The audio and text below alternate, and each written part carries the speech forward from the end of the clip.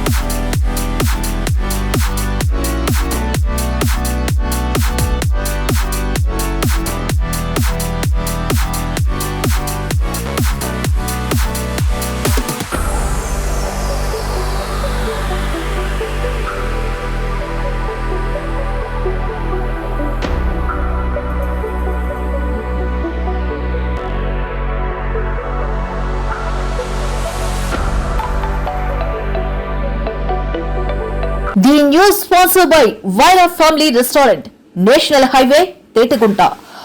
నోరూరించే వంటకాలు, అసలైన మసాలా దమ్ముతో అదిరిపోయే నాన్ వెజ్ రుచులు మీకోసం. విచ్చేయండి Vaira family restaurant, national highway, Tetagunta, Tuni మండలం, కాకినాడ జిల్లా.